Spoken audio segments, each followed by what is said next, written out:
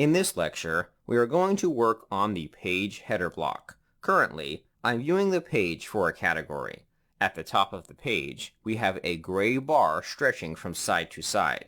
The name of the category gets rendered on the page. At the moment, the same category gets rendered.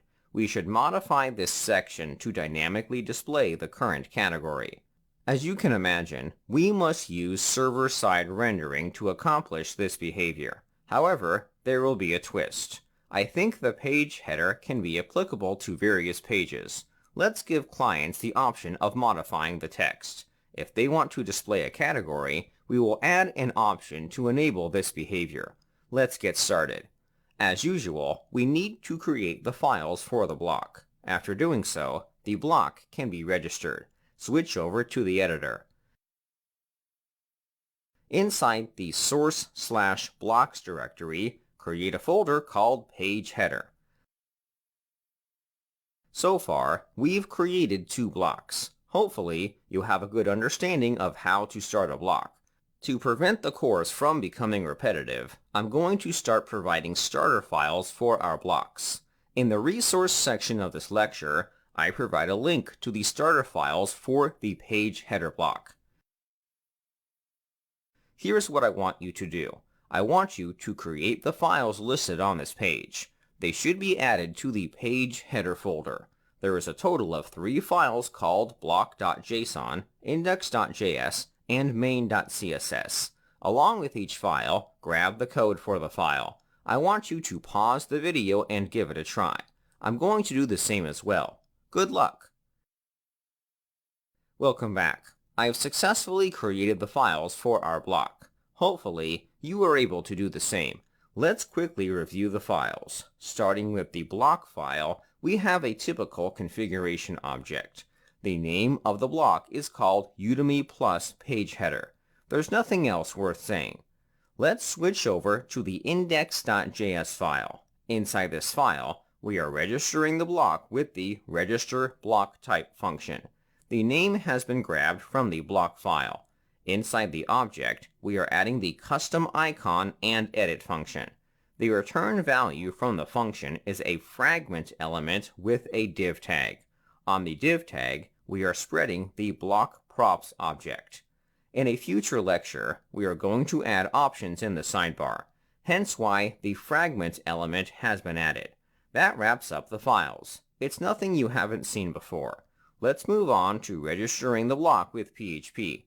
Inside the includes folder, open the register blocks file. The blocks variable should be updated with the new block. Let's add an array with an item called name.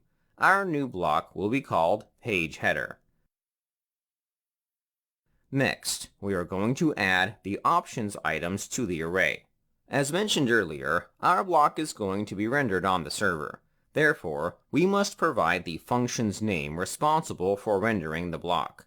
Inside this array, add the render callback option. The function will be called upPageHeaderRenderCB. After adding this array, our block has been registered. The final step is to define this function and prevent an error from being thrown. Inside the blocks directory, create a file called pageheader.php. Inside this file, define the upPageHeaderRenderCB function. Lastly, we should include this file from the main plugin file. Open the index.php file. Under the includes section, call the include function with the following path: includes/blocks/pageheader.php. Great! We should generate the block files before testing our code. In the command line, if you have the server running, turn it off. We are going to restart the command with the npm run start command. After the files have been compiled, let's check out the experimental page in the Gutenberg editor. You may need to refresh the page for the blocks to appear. Once the editor loads, try searching for the page header block. It should appear on the list of blocks with our icon. After you found the block, add it to the page. The block has been successfully added to the page. Creating a block can take time. By using the correct tools and configuring our editors, this process can be expedited. In previous lectures, creating a block took way longer. However, we're now able to create blocks within minutes, thanks to great preparation. Let's start developing our block in the next set of lectures.